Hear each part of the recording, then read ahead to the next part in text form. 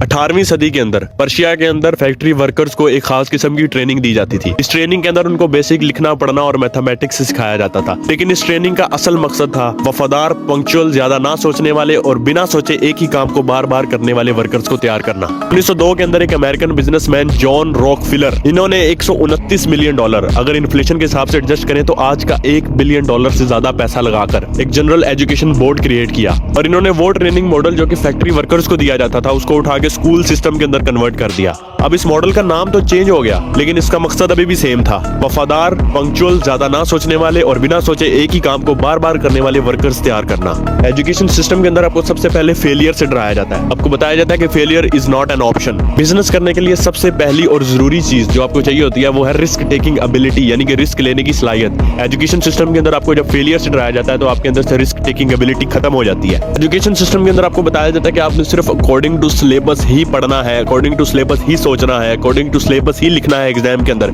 इससे out of the box आपने नहीं जाना। इसकी वजह से स्टूडेंट्स के अंदर जो है वो क्रिएटिविटी खत्म हो जाती है, वो अपनी क्रिएटिव माइंड के अंदर कोई चीज नहीं अपने आप से सोचते।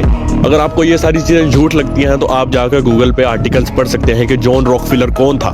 स्कूलिंग सिस्टम या फिर मैं इसको कहूँ स्लेवरी सिस्टम का मास्टरमाइंड जॉन रॉकफिलर, उसका एक बहुत ही फेमस और डार्क कोट है। जॉन रॉकफिलर कहता है, I want a nation of workers not a nation of thinkers. मुझे एक